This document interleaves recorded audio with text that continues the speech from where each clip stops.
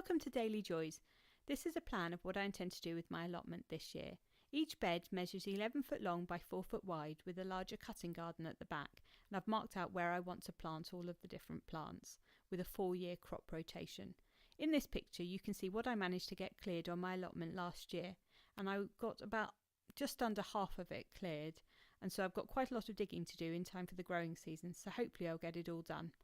And I'm now going to take you on a tour of my allotment, so come and have a look and see what it looks like now. In this first bed here you can see strawberries at the front, and then towards the back of this bed I have got my summer fruiting raspberries.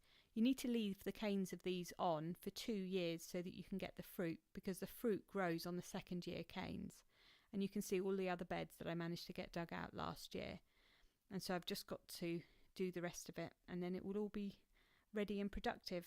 So now towards the back of my plot I have got my compost bin.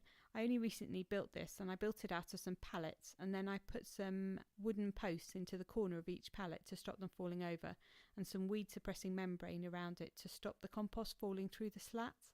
And I find that this is actually working really well, and it holds a lot of compost. Here is my black bin, and this is fantastic. I use this to drown my perennial weed roots, and so all of the ground elder, couch grass and bindweed roots go into this, and then I drown them. So I put them in here for 3 months, and then I can add them to my compost bin. You need to make sure that they're fully submerged, so I need to add a little bit more water to that so that the roots are fully submerged, or otherwise they won't drown. In this next bed you can see my autumn fruiting raspberries. I cut the canes down last week, and you can see the new shoots are just starting to come through, and so these will fruit on this year's canes. And then at the back I've got some more strawberries, and then at the front here I have got my Ben Nevis blackcurrant bushes, and I got these from Homebase last year as little tiny plants that were only about $2.99, and they've grown fantastically well. And over here I have got my cabbages. I planted some winter cabbages in the autumn of last year, and they're doing really well, and so hopefully once it starts to warm up a bit they will really get going, and then I'll have some nice spring greens.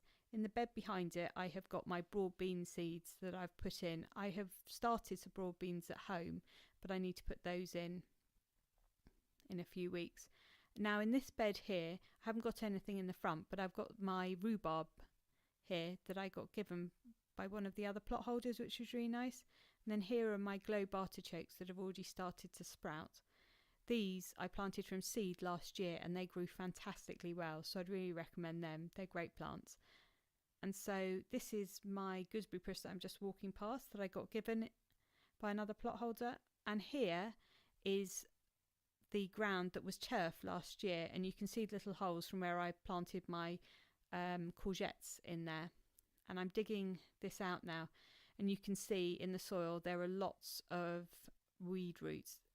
Here is a bit of bindweed, and this is terrible because it's so brittle that it snaps really easily, and then if you leave the slightest bit in the soil it will then regrow, so you need to really go through it carefully and take it all out.